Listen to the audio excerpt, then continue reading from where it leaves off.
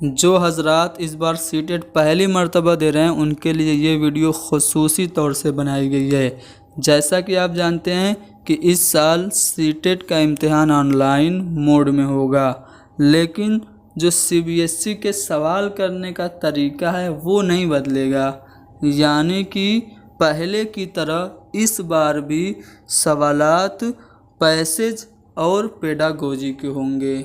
यानी कि पहले आपको पैसेज दिया जाएगा, उससे मुताल्लिक कुछ सवालात होंगे जिनके जवाब आपको देने होंगे, और फिर आपसे पेडागोजी के सवालात पूछे जाएंगे जो कि मुश्किल होते हैं। तो आज की अपने इस वीडियो में हम लोग सीटेट दिसंबर सन 2021 के लिए उर्दू के प्रैक्टिस सेट को डिस्कस करेंगे, जो कि सीटेट के पैटर्न के ही जैसा है। यानी कि इससे आप लोगों को यह अंदाज़ा हो जाएगा कि हमें सीटेट में कैसे सवालात देखने को मिलेंगे, पैटर्न कैसा होगा। तो मैं आपको बता दूं, सीटेट में 2 पैसेजेस आते हैं जो कि 15 नंबर के होते हैं।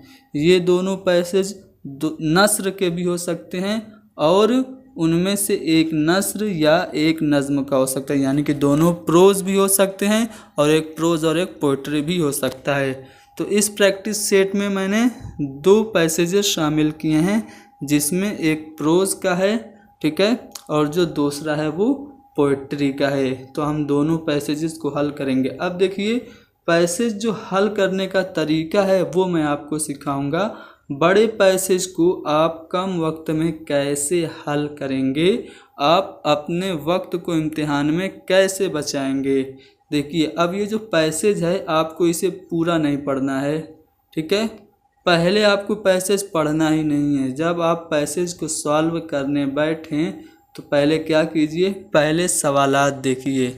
सवालात जब आप पहले ही पढ़ लेंगे तो सवालात जब आपके ज़हन में आ जाएंगे, उसके बाद जब आप पैसेज पढ़ेंगे तो पैसेज पढ़ते ही आपको सवालों के जवाबात मिलते जाएंगे। या फिर आपको क्या करना है, सवालात पढ़ना है और हर सवाल से एक अहम जो लफ्ज़ है या फिर आप उसे कीवर्ड कहिए, उसे आपको ज़हन नशीन कर लेना है या फिर पेपर पे कहीं किनारे लिख लेना है, ठीक है। जैसे पहला जो सवाल है कि लता के गाने की क्या खासियत है, यानी लता के गाने की खासियत क्या है, तो ये जो खासियत लफ्ज़ आपको मिल गया, इसको आपको जल्दी से आप अपने क्वेश्चन पेपर के किनारे लिख लेंगे, ठीक है, ताकि जब आप पैसेज पढ़ें तो आपको पूरा पैसेज ना पढ़ना पड़े, सीधे आपको फ़ौरन खासियत को ढूंढना पड़े और उसके आसपास के पैराग्राफ को पढ़ के आप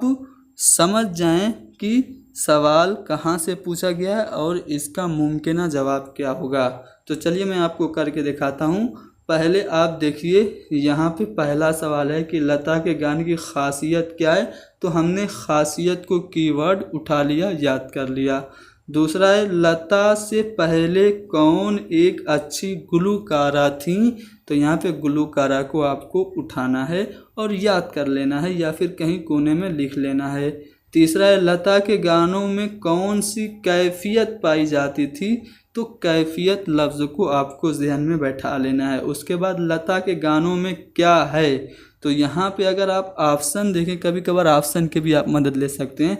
तो ऑप्शन में आप देख सकते हैं हम आहंगी, हम आमेज़ी या फिर बुलंद आहंगी। ये 3 जो ऑप्शन है वो एक जैसे हैं।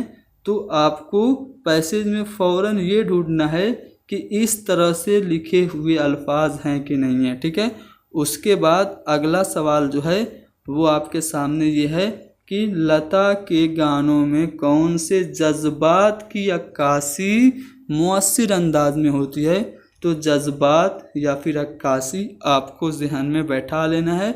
उसके बाद अगला सवाल कि लता के गीत के 2 लफ्ज़ों का फासला किससे भरा हुआ है, लता के गीत के 2 लफ्ज़ों का फासला किससे भरा हुआ है, ये सवाल है आपका। तो फासला आपको ज़हन में रखना है, ठीक है। उसके बाद कुछ सवाल जो ऐसे भी होंगे जिनको आपको पैसेज पढ़ने की ज़रूरत ही नहीं पड़ेगी, ठीक है, आप बिना पैसेज पढ़े उसको हल कर लेंगे। जैसे लफ्ज़ की जमा अल्फाज हो जाएगी। अब अल्फाज अरबी जमा है, आप कहेंगे ऑप्शन में ही नहीं है, तो लफ्ज़ की उर्दू जमा ढूंढिए। तो लफ्ज़ की उर्दू जमा जो होगी वो लफ्ज़ों हो जाएगी। ठीक है, तो यहाँ पे हमने पैसेज नहीं पढ़ा, पहले ही एक सवाल का जवाब हमने पा लिया। ठीक है, दूसरा है मुश्किल का मुतज़ाद। मुश्किल यानी कि डिफ़िकल्ट, उसका अपोजिट क्या होगा? ईजी होगा। ईजी को हम क्या कहते हैं? आसान कहते हैं। ठीक है, तो यहाँ पे देख सकते हैं आसान आपका ऑप्शन में है, लेकिन उसके मुकाबले एक और ऑप्शन है सहल। ठीक है, तो मुश्किल का उल्टा जो होगा वो सहल नहीं बल्कि आसान होगा, जो आमतौर से इस्तेमाल होता है। तो मुश्किल का मुतज़ाद आसान आप जवाब देंगे। ठीक है, अब देखिए लता की मकबूलियत का राज क्या है, तो मकबूलियत को आपको पकड़ लेना है। अब हम आते हैं पैसेज पे। ठीक है, कुछ कीवर्ड आपने कोने में लिखे होंगे। ठीक है, मैंने लिखे नहीं हैं, लेकिन आपने पेपर जब आपको हल करना है तो लिख लेना है। ठीक है, अब कीवर्ड को लिख लेना है। पहला जो कीवर्ड आपने लिखा था वो क्या था? खासियत था। अब आपको पैसेज पढ़ना है। ठीक है, पैसेज को पूरा पढ़ना नहीं है, सीधे सरसरी निगाह डालनी है।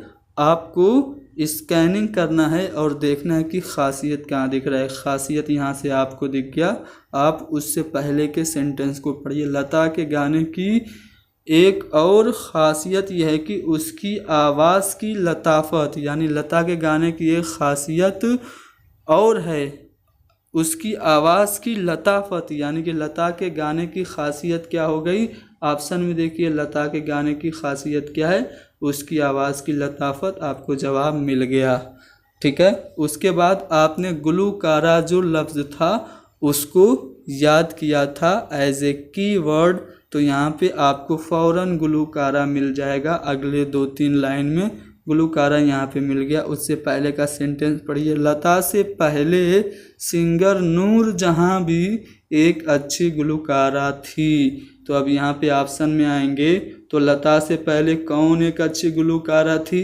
आपको जवाब मिल गया, नूर जहाँ थी। ठीक है, उसके बाद अगला सवाल कि लता के गानों में कौन सी कैफियत पाई जाती है? कैफियत एज ए कीवर्ड आपने याद किया और फ़ौरन आपने जब पैसेज पे नज़र दौड़ाया तो आपको मिल गया ये कैफियत लफ्ज़। आप उससे पहले का सेंटेंस पढ़ेंगे कि लता के, लेकिन लता के गानों में नरमी और बेखुद कर देने वाली कैफियत पाई जाती है। तो अब ऑप्शन में आते हैं, लता के गाने में कौन सी कैफियत पाई जाती है? नरमी और बेखुद कर देने वाली कैफियत पाई जाती है। चौथा वाला ऑप्शन होगा। लता के गानों में क्या है? तो मैंने आपको इस जैसे अल्फाज ढूंढने के लिए कहा था, तो पैसेज में आप नज़र दौड़ाइए जल्दी से। जब आप देखेंगे तो यहाँ पे आपको बुलंद आहंगी मिल गया। पूरा सेंटेंस पढ़ेंगे। लता के गानों की एक और ख़ुसूसियत उसकी बुलंद आहंगी है। तो लता के गानों में क्या है? एक बुलंद आहंगी है। तीसरा वाला ऑप्शन सही हो गया। ठीक है, अब चलिए आगे बढ़ते हैं अगले सवाल पे। लता के गानों में कौन से जज्बात की अक्कासी मौसिर अंदाज में होती है? तो जज्बात और अक्कासी आपको मैंने कीवर्ड बताया था। अब ढूंढिए जल्दी से जज्बात आपको कहाँ मिल रहा है। ठीक है, तो अगर आप नज़र को दौड़ाएंगे तो यहाँ पे आप देख सकते हैं कि जज्बात और अक्कासी यहाँ से आपको दिख गया। पूरे सेंटेंस को पढ़िए। ये मान लिया गया है कि लता के गानों में दर्द भरे जज्बात की अक्कासी मुअस्सिर अंदाज में होती है। सवाल क्या था? सवाल ये था कि लता के गाने में कौन से जज्बात की अक्कासी मुअस्सिर अंदाज से होती है?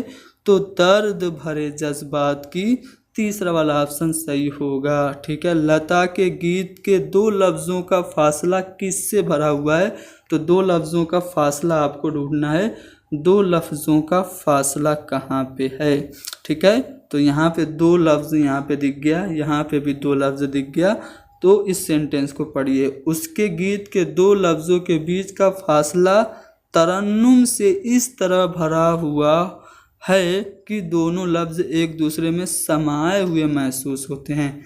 तो 2 लफ्ज़ यहाँ से जब आपको कीवर्ड मिला तो आप फ़ौरन जब सवाल पे आएंगे तो आपको क्या मिलेगा कि लता के गीत के दो लफ्ज़ों का फासला किससे भरा हुआ है। पैसेज में बताया जा रहा है तरन्नुम से भरा हुआ है, तो यहाँ पे पहला वाला ऑप्शन सही हो गया।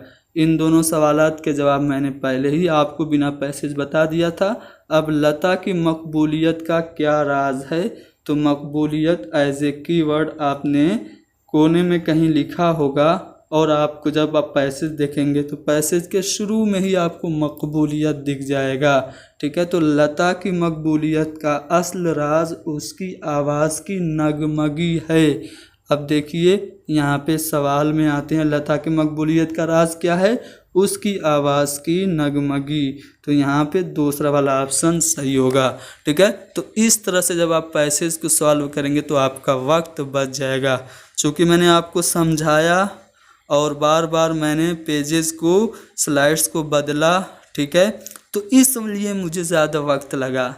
लेकिन जब आप इसकी एक दो बार घर पे प्रैक्टिस कर लेंगे और एग्ज़ाम में जब आप इस तरीके को फॉलो करेंगे तो आपका वक्त बचेगा।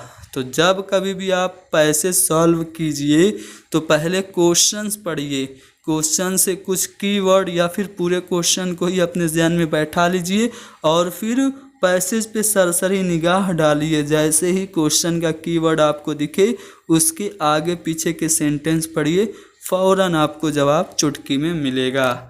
ठीक है, चलिए आगे बढ़ें। अब एक और पैसेज है जो कि पोइट्री है। ठीक है, पोइट्री में भी आप ऐसे ही कर सकते हैं। अगर छोटा सा पैसेज है तो आप पहले पैसेज भी पढ़ सकते हैं, लेकिन जब बड़ा पैसेज हो तो पूरा पैसेज आपको नहीं पढ़ना। पहले आप एक बार पूरा पैसेज पढ़ेंगे, टाइम बर्बाद होगा, फिर क्वेश्चन पढ़ेंगे, फिर आप उस क्वेश्चन के आंसर के लिए फिर से पैसेज पढ़ेंगे, तो इस तरह से वक्त ज़ाया हुआ ना। तो पहले आप पैसेज ना पढ़ के क्वेश्चन देखिए। ठीक है, चलिए आते हैं यहाँ पे भी। ठीक है, किसके तस्करे न करने की बात कह रहा है शायर। तो यहाँ पे तस्करा लफ्ज़ हमको ढूंढना है पैसेज में। तो चलिए मैं आपको सीधे आता हूँ तस्करा। यहाँ पे तस्करे दिख गए। अब उस पूरे शेर को पढ़ लेते हैं जिस मिसरे में तस्करा आया है।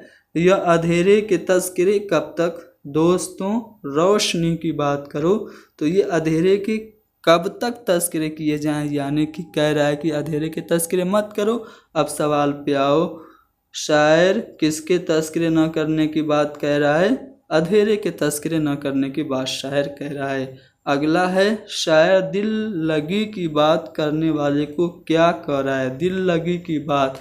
अब दिल लगी की बात यानी कि आपको दिल लगी लफ्ज़ ढूंढना है जो कि आपको फ़ौरन मिल जाएगा।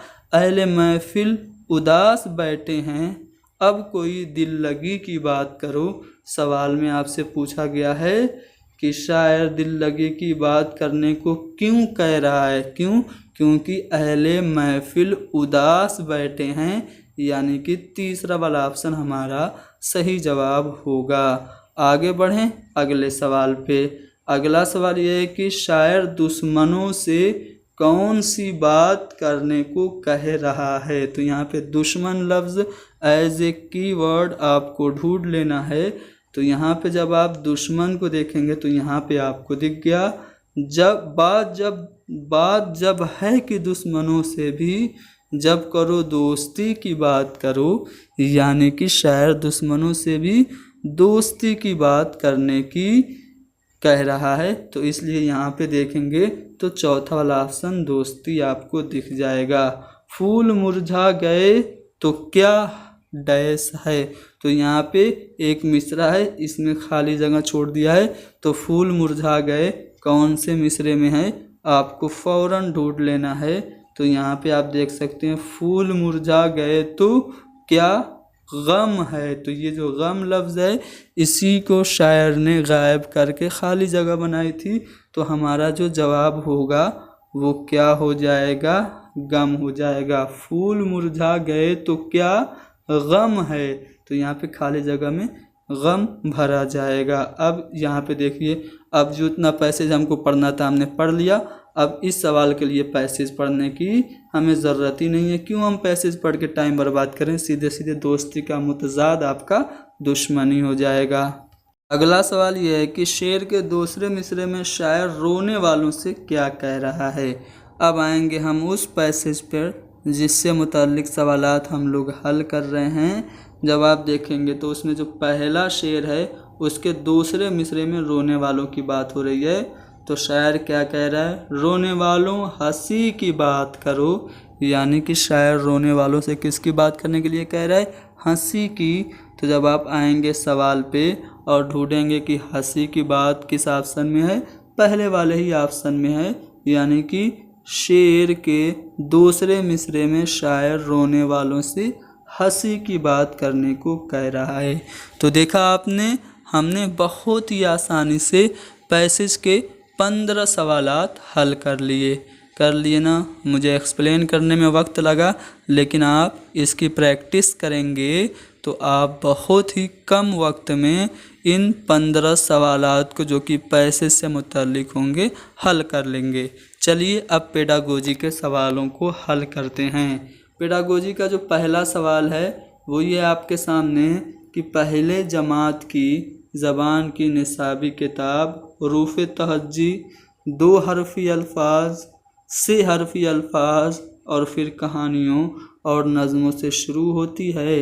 इस निसाबी किताब में कौन सा अंदाज़ नज़र अपनाया गया है। बच्चों की कोई किताब है जिसमें पहले अल्फ़ाबेट पढ़ाए जाते हैं, ठीक है, उसके बाद आपके 2 हरफों वाले कोई भी अल्फाज पढ़ाए जाते हैं। जैसे अल्फ़ाबेट में ABCD पहले पढ़ाया गया, फिर 2 लेटर वाले मान लीजिए इज़, एम, ठीक है, इस तरह के कोई भी वर्ड पढ़ाए गए। उसके बाद 3 हरफ वाले जैसे कि सन पढ़ाया गया, ठीक है, बॉय पढ़ाया गया, इस तरह से हर्फ पढ़ाए गए। उसके बाद बच्चों को स्टोरी और फिर स्टोरी के साथ साथ बच्चों को पोएम पढ़ाई जा रही है। तो ये जो तरीका है, ये जो अंदाज़ नज़र है, क्या नीचे से ऊपर का है, ऊपर से नीचे का है, इंज़िबाती है या फिर दरसियाती है। तो ऐसा सवाल मैं पिछली क्लासेस में करा चुका हूँ। आप देखिए, पहले अल्फ़ाबेट यानी कि छोटा, फिर 2 हर्फ वाले यानी कि उससे बड़ा, फिर 3 हर्फ वाले उससे बड़ा, फिर स्टोरी और कहानी सबसे बड़ा। यानी कि हम क्या कर रहे हैं, हम बॉटम टू अप जा रहे हैं, नीचे से ऊपर का तरीका अपना रहे हैं। तो यहाँ पे हमारा जो पहला वाला ऑप्शन है वो सही जवाब होगा। चलिए आगे बढ़ते हैं अगले सवाल पे। पढ़ने में दुश्वारी क्या कहलाती है। पढ़ने में दिक्कत या दुश्वारी जो होती है उसको हम लोग डिसलेक्सिया कहते हैं। अगर कोई भी बच्चा सा को वाज पढ़ रहा है, न्यूक्लियर को अनक्लियर पढ़ रहा है, जहाज़ को जहाज पढ़ रहा है, यानी कि पढ़ने में अगर बच्चा प्रॉब्लम महसूस कर रहा है तो ऐसी दिक्कत और परेशानी को हम डिसलेक्सिया कहते हैं। तो डिसलेक्सिया आपने समझ लिया क्या होता है, ठीक है। डिस्ग्राफिया क्या होता है, बहुत आसान सा सवाल है। डिस्ग्राफिया लिखने में दिक्कत परेशानी होती है। डिसकैलकुलिया जो होती है वो आपकी मैथमेटिकल प्रॉब्लम यानी कि रियाजती खराबी, गणितीय विकार होता है, ठीक है। तो जो सवाल पूछा गया था उसका जवाब क्या होगा, पढ़ने में दुश्वारी डिसलेक्सिया कहलाती है। अगला सवाल ये है कि ज़बान की क्लास में लिखने की शुरुआत के लिए उस्ताद को चाहिए कि आप एक लैंग्वेज के टीचर हैं, आप बच्चों से लिखना शुरू करवाना चाहते हैं, तो एज ए टीचर आप क्या करेंगे।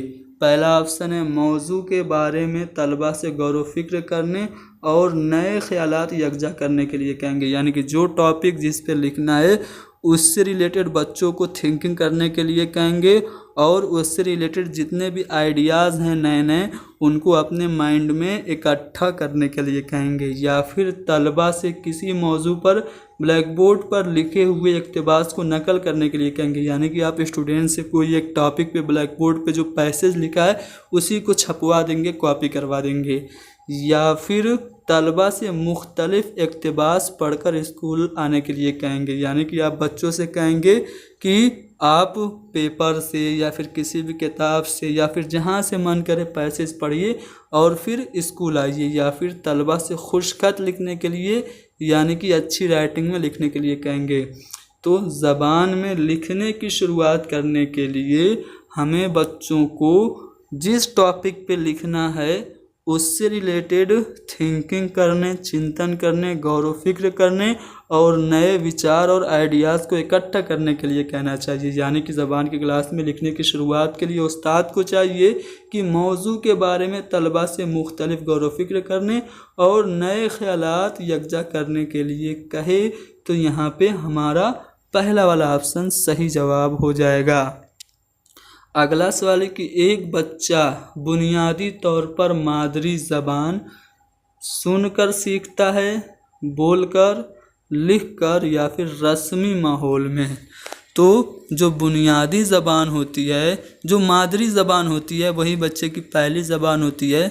और पहली ज़बान बच्चा फैमिली मेम्बर्स से नकल करके सुन के सीखता है। सुनता है कि मेरे माँ बाप कैसे बोल रहे हैं, मेरे माँ बाप कौन सी ज़बान बोल रहे हैं, उर्दू, हिंदी, भोजपुरी, कौन सी ज़बान बोल रहे हैं। जैसी वो ज़बान माँ बाप से सुनता है वैसा ही बोलता है। माँ बाप अगर बात करते हुए गालियाँ देते हैं तो बच्चा भी गालियाँ देने लगता है। तो एक बच्चा बुनियादी तौर पर जो मादरी ज़बान है वो सुनकर सीखता है। ठीक है, सुनकर सीखता है। ठीक, आगे बढ़ते हैं अगले सवाल पे। दर्ज झेल में किसका शुमार तख्लीकी महारतों में होता है। अभी कल ही मैंने लैंग्वेज स्किल की क्लास ली है और लैंग्वेज स्किल से मुतालिक सभी अहम जानकारियाँ आपको बताई हैं। मैंने बताया था लैंग्वेज स्किल दो किस्मों की होती है। एक होती है रिसेप्टिव लैंग्वेज स्किल, जिसको हम लोग वसूल करने की महारत या फिर अखज़ी महारत कहते हैं, जिसमें आपका सुनना और पढ़ना होता है। जो दूसरी होती है वो होती है तख्लीकी महारत, जिसको हम लोग एक्सप्रेसिव लैंग्वेज स्किल या फिर तामीरी महारत कहते हैं। उसमें जो आपका होता है वो बोलना और लिखना होता है। जब आप बोलते हैं तो इन्फॉर्मेशन को आप क्या करते हैं, पैदा करते हैं, तख्लीक करते हैं, प्रोड्यूस करते हैं। तो लिखते हैं तब भी आप इन्फॉर्मेशन को प्रोड्यूस करते हैं। तो याद रखिएगा यहाँ पे बोलना और लिखना जो है ये आपकी तख्लीकी महारत है, यानी कि एक्सप्रेसिव लैंग्वेज स्किल है, जिसको हम लोग क्या कह सकते हैं, हम इसको प्रोडक्टिव लैंग्वेज स्किल भी कहते हैं। ठीक है, प्रोडक्ट हो रहा है, प्रोड्यूस हो रहा है। तो बोलना और लिखना सही जवाब हो जाएगा। अब देखिए अच्छा सवाल है, ध्यान से पढ़ेंगे।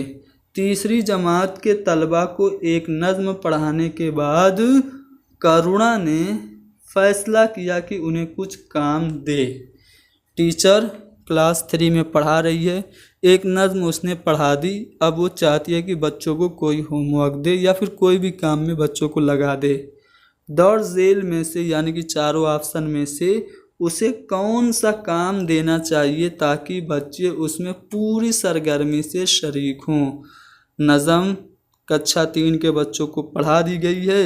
अब टीचर बच्चों को कोई काम देना चाहती है, तो बच्चों को टीचर कैसा काम दे कि बच्चे उसमें पूरी तरह से सहभागिता हासिल कर लें, पूरी तरह से उस एक्टिविटी में पार्टिसिपेट करें। ऑप्शन है बच्चों से नज़्म के आखिर में दिए गए सवालों के जवाब लिखने के लिए कहे, यानी कि जो नज़्म पढ़ाई है उसके आखिर में जो क्वेश्चन आंसर दिए गए हैं उसी क्वेश्चन आंसर को लिखने के लिए कहेगी। तो क्या बच्चे इस सरगर्मी में पूरी तरह से शरीक होंगे, या फिर बच्चों से नज़्म के बारे में मुख्तलिफ ग्रुपों में अपने जवाब देने के लिए कहे, यानी कि जो नज़्म टीचर ने पढ़ा दी है उस नज़्म के बारे में बच्चों से कह के ग्रुप बना लो और इससे मुतालिक अपने अपने जवाब दो, या फिर बच्चों से पूरी नज़्म हर्फ ब हर्फ, लाइन बाय लाइन याद करने के लिए कहे, या फिर बच्चों से नज़्म में आए नए लफ्ज़ों की मदद से जुमले बनाने के लिए कहे। अब देखिए काम कैसा होना चाहिए, ऐसा काम होना चाहिए जिसमें बच्चे पूरी सरगर्मी से शरीक हो। तो टीचर क्या करेगी, ग्रुप बनवा देगी, यानी कि बच्चों से नज़्म के बारे में मुख्तलिफ ग्रुपों में अपने जवाब देने के लिए कहेगी। इस तरह से बच्चे इस एक्टिविटी में पूरी तरह से पार्टिसिपेट करेंगे। तो यहाँ पे इस क्वेश्चन का जो आंसर होगा वो ऑप्शन 2 हो जाएगा।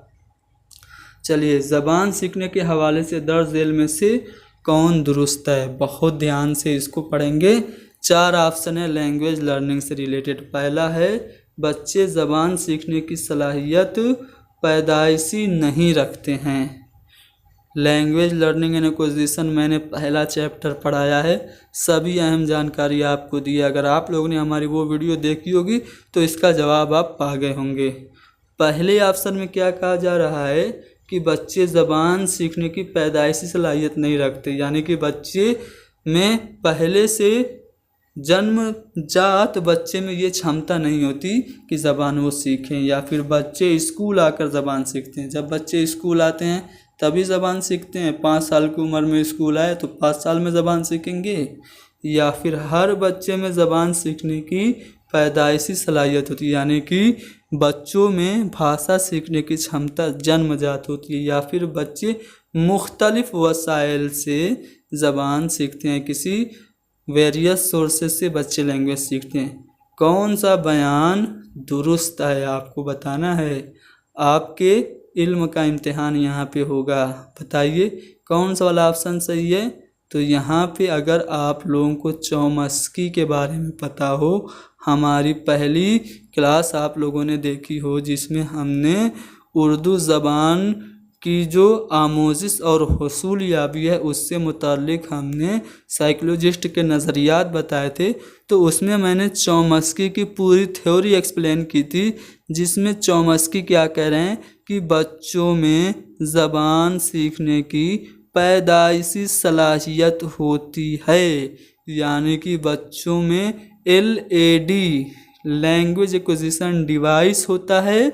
उनके माइंड में प्रकृति नेचर पहले ही एक ऐसा डिवाइस फिट कर देती है जिसकी वजह से बच्चे पैदाइशी तौर से ज़बान सीखने की जो क्षमता है, जो कुव्वत है, जो सलाहियत है वो लेके पैदा होते हैं। तो इस तरह से अगर आप देखें तो पहले वाले ऑप्शन में कहा जा रहा है कि पैदाइशी सलाहियत नहीं हो रही है, गलत हो गया। दूसरे में कहा जा रहा है कि स्कूल आकर सीखते हैं, तो 5-6 साल तक क्या बच्चे ज़बान ही नहीं सीखे, ये भी तो गलत हो गया। मुख्तलिफ वसीले से ये भी गलत हो गया। हर बच्चे में ज़बान सीखने की सलाहियत पैदाइशी होती है, ये वाला जो ऑप्शन है वो ज़बान सीखने के हवाले से बिल्कुल दुरुस्त है। ठीक, आगे बढ़ते हैं।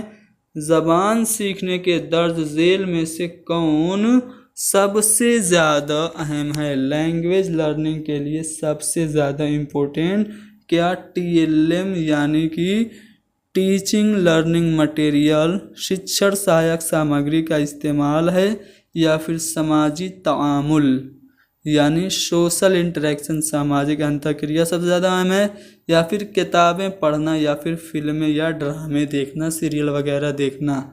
तो ज़बान सीखने के लिए सबसे ज़्यादा अहम है सोशल इंटरेक्शन, सामाजिक अंतःक्रिया ज़रूरी है। जब तक आप समाज के साथ अंतःक्रिया नहीं करेंगे, उनसे बातचीत नहीं करेंगे, उनसे घुलेंगे मिलेंगे नहीं, आप ज़बान नहीं सीखेंगे। अगर आपको पैदा होते ही किसी अंधेरे कमरे में बंद कर दिया जाए, या फिर किसी जंगल में छोड़ दिया जाए जहाँ पे कोई ज़बान ही नहीं है, तो आप ज़बान नहीं सीख पाएंगे। ज़बान सीखने के लिए ज़रूरी क्या है?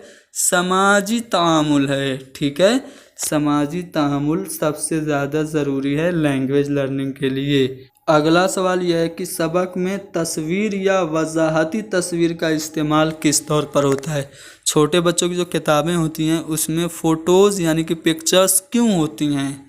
ऑप्शन है निसाबी किताब और असबाक में वजाहती तस्वीर देने का रुझान है, यानी कि टेक्स्ट बुक में और लेसन्स में ये पिक्चर्स देने की रिवाज है, रुझान है, इसलिए हम डाल देते हैं। या फिर यह निसाबी किताब को जाजिब बनाती है, यानी कि टेक्स्ट बुक को अट्रैक्टिव बनाती है, पाठ्य पुस्तक को आकर्षित बनाती है, इसलिए हम पिक्चर डाल देते हैं।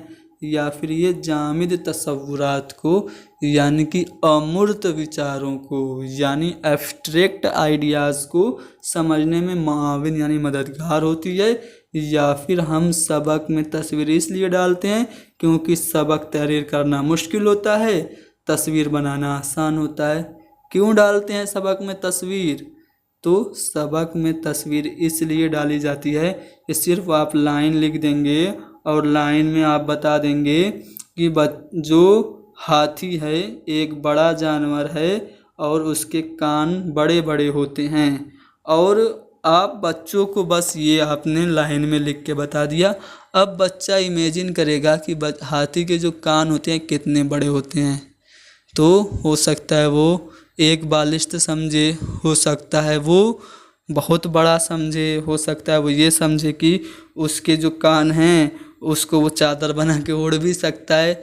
तो जब आप सिर्फ आइडियाज़ लिख देंगे या फिर सिर्फ लाइन में लिख देंगे तो बच्चे ये जो अमूर्त चीज़ है हाथी, इसके बारे में सही से समझ नहीं पाएंगे। लेकिन जब आप हाथी के बारे में बताते समय हाथी की तस्वीर भी उस किताब में लगा देंगे तो क्या होगा, ये जो अमूर्त विचार था हाथी का वो मूर्त रूप से तस्वीर में आ गया। इस तरह से हम सबक में अगर तस्वीर या वजाहती तस्वीर का इस्तेमाल करते हैं तो इसीलिए करते हैं क्योंकि तस्वीरें जो होती हैं वो जामिद तसव्वुरात को, अमूर्त विचारों को, एब्स्ट्रैक्ट जो आइडियाज़ हैं उनको समझने में मुआविन होती है। तीसरा वाला ऑप्शन सही है। अगला सवाल है कि तलबा को अच्छा मुसन्निफ बनाने के लिए उस्ताद को तहरीर के किस पहलू पे सबसे ज़्यादा तवज्जो देनी चाहिए? लैंग्वेज स्किल का जो चौथा टॉपिक में पढ़ाया था कल ही, उसमें मैंने ये सवाल शामिल किया था। चूँकि सिलेबस वाइज मैं डिस्कस करता हूँ और सिलेबस जो टॉपिक जब समाप्त हो जाता है तो उसके आखिर में जितने भी सवालात पिछले साल पूछे जाते हैं उनको मैं बाई लाइन वहाँ पे डिस्कस करा देता हूँ। तो ये सवाल भी इत्तेफाक से आया था कल की क्लास में। इसका जवाब मैंने आपको बताया था कि तलबा को अच्छा मुसन्निफ बनाने के लिए उस्ताद को हमें तहरीर के किस पहलू पे सबसे ज़्यादा तवज्जो देनी चाहिए? खुशखत यानी कि अच्छी राइटिंग हो, ग्रामर हो, या फिर लफ्ज़ों की तादाद हो। तो देखिए, बच्चा अच्छा मुसन्निफ कब बनेगा? जब उसमें तवस्सुर होगा, उसमें फीलिंग्स होंगी, भावना होंगी, तभी वो अच्छा मुसन्निफ बनेगा। तो तलबा को अच्छा मुसन्निफ बनाने के लिए एज ए टीचर हमें बच्चे के तहरीर के जो तअस्सुराती पहलू हैं उन पर सबसे ज़्यादा तवज्जो देनी चाहिए। अगला सवाल है कि डिसलेक्सिया किससे मुताल्लिक है? पीछे ऐसा ही सवाल आया था, क्वेश्चन था कि पढ़ने में दिक्कत या परेशानी को क्या कहते हैं? तो आपका जवाब था डिसलेक्सिया। उसी सवाल को पलट दिया है कि डिसलेक्सिया किससे मुताल्लिक है? तो डिसलेक्सिया जो है वो पढ़ने में दिक्कत या परेशानी को कहते हैं।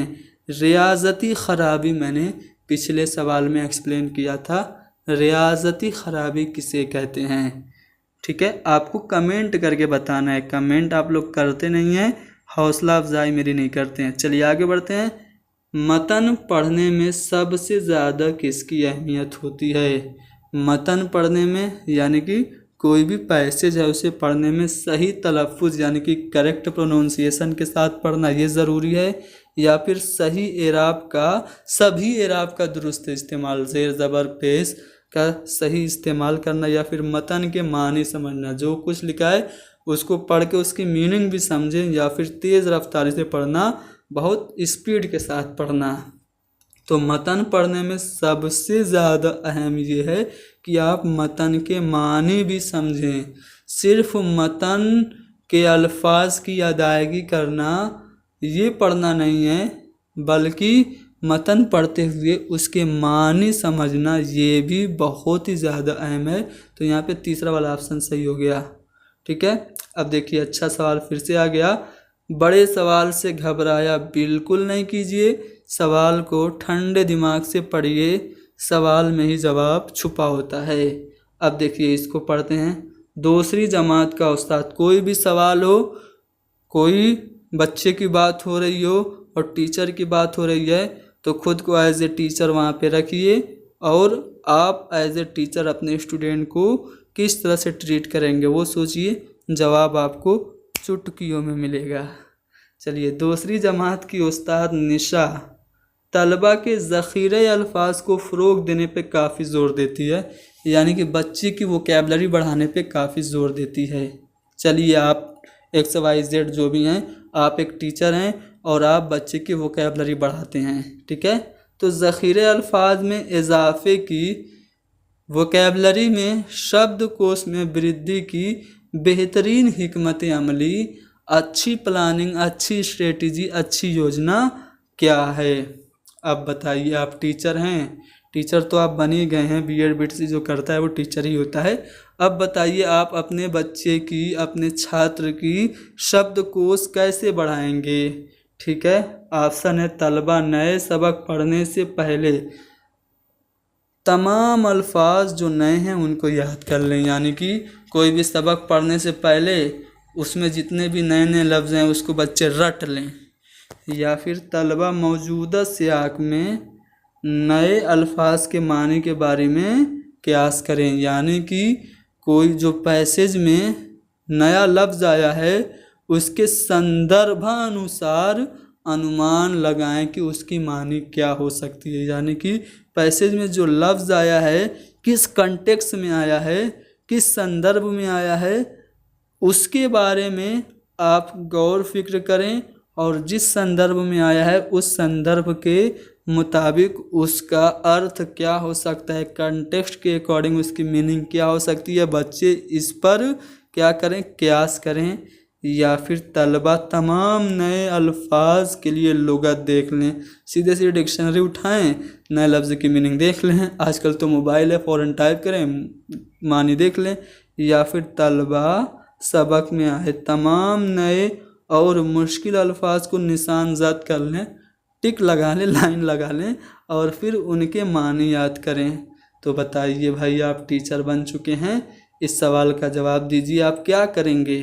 अब देखिए, जब कभी भी पैसेज में नया लफ्ज़ आए ना, तो पैसेज में वो जो लफ्ज़ है किस कंटेक्स्ट में है, उसका सियाक क्या है, पहले उसको समझें और फिर चूँकि इस संदर्भ में आया है इसलिए इसकी मानी क्या हो सकता है, आप इस पर बच्चों से गौर व फिक्र करवाएं। इस तरह से जब आप करेंगे तो बच्चे की वोकैबलरी बढ़ेगी, यानी कि वोकैबलरी बढ़ाने का सबसे बेहतरीन जो तरीका है वो ये है कि तलबा मौजूदा सियाक में नए अल्फाज के मानी के बारे में क़यास करें, क़यास यानी कि अनुमान लगाएं, गेस करें। चलिए आगे बढ़ते हैं। ये सवाल बहुत ही ज़्यादा कॉम्प्लिकेटेड है, इसका जवाब सीटेट ने कुछ और दिया, लेकिन मेरा माइंड कहता है कि नहीं भाई, इसका जवाब कुछ और होगा। चलिए सवाल पढ़ते हैं, डिस्कस करते हैं कि मुमकिन जवाब क्या होगा, मेरे लिहाज से कौन सा जवाब सही है, सीटेट इसका जवाब कौन सा सही मान रहा है, उसका क्या लॉजिक है। दूसरी जमात का उस्ताद तलबा को मुख्तलिफ हरकत व सकनात के साथ एक दिलचस्प कहानी सुनाता है, एक्टिंग करते हुए, हाथों के इशारे से, चेहरे के तसुरात से एक इंटरेस्टिंग स्टोरी सुनाता है। फिर क्या होता है, पूरी कहानी सुनाने के बाद कुछ तलबा से कहता है कि वो उस कहानी को अपने लफ्ज़ों में दोबारा बयान करें, ऐसा करके वो जांचने की कोशिश कर रहा है सुनने की, बोलने की, पढ़ने की या लिखने की सलाहियत। अब देखिए, यहाँ पे दो सिचुएशन हो सकती है और दोनों सिचुएशन में अलग अलग जवाब निकलेंगे। एक टीचर ने कहानी सुनाई और बच्चे को खड़ा कराया, कहा कि जो मैंने सुनाया है वैसे ही बयान ही same to same line by line आप सुना दो। तो अगर बच्चा सुना देगा तो उसने ध्यान से क्या किया है, सुना है, ठीक है।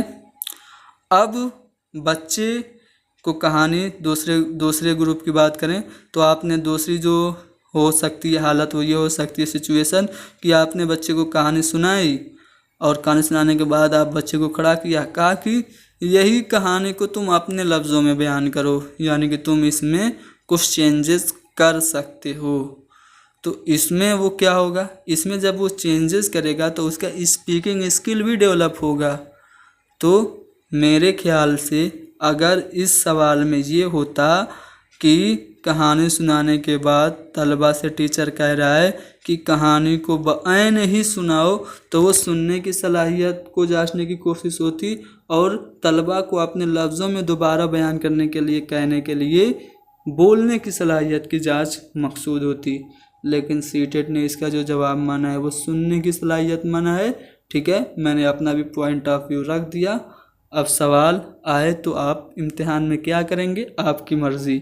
ठीक है, ऐसा सवाल जो है वो एक बार सीटेट कर चुका है कि कोई सिचुएशन देता है, बच्चों को कहानी सुनाई जाती है और बच्चे उसमें रद्द बदल के साथ अपने लफ्ज़ों में उसको दोबारा बयान करते हैं। वहाँ पे तो उसने जवाब बोलने की सलाहियत की जांच लिखा, लेकिन यहाँ पे जो कि जुलाई सन 2019 में ये क्वेश्चन पेपर आया था, इसमें उसने सुनने की सलाहियत की जांच को जवाब माना है। सीटेट का मूड है, जो माने हमको तो मानना ही पड़ेगा। चलिए आगे बढ़ते हैं अगले सवाल पे। क्लासरूम की दीवारों पर बेहतरीन तस्वीर होने का मतलब क्या है? क्लासरूम में अच्छी अच्छी तस्वीरें क्यों लगाई जाती हैं? क्लासरूम की दीवारें रंगीन रहें इसलिए। पढ़ाए जाने वाले तस्वुरात से मुतालिक तहरीरी मवाद को दीवारों पे चस्पा करना, या फिर हुरूफ़ तहज्जी के बड़े चार्ट को चस्पा करना, या फिर मुख्तलिफ नज़मों को उनकी वजाहती तस्वीरों के साथ दीवारों पे प्रिंट करना। अब देखिए, अगर आप चाहते हैं कि बच्चों को ऐसा माहौल मिले जिसमें वो ज़्यादा से ज़्यादा चीज़ें पढ़ें, तो इसीलिए हम देखते हैं जो सरकारी स्कूल्स होते हैं, जो प्राइवेट स्कूल्स होते हैं, उसमें दीवारों पे अच्छे अच्छे फ़ॉन्ट में कोर्स लिखे होते हैं, तस्वीरें बनाई गई होती हैं। इसलिए बनाई जाती हैं ताकि जो कुछ भी हम पढ़ा रहे हैं, जैसे मैथ के फार्मूले, साइंस के फार्मूले लिख दिए, जो कुछ भी पढ़ाए जा रहे हैं उससे रिलेटेड कुछ कंसेप्ट दीवार पे भी रहे, जिस पे बच्चों की नज़र पड़ती रहे। तो क्लासरूम की दीवारों पे बेहतरीन तस्वीर होने का मतलब है पढ़ाए जाने वाले तस्वुरात से मुताल्लिक तहरीरी मवाद को दीवारों पे चस्पा करना।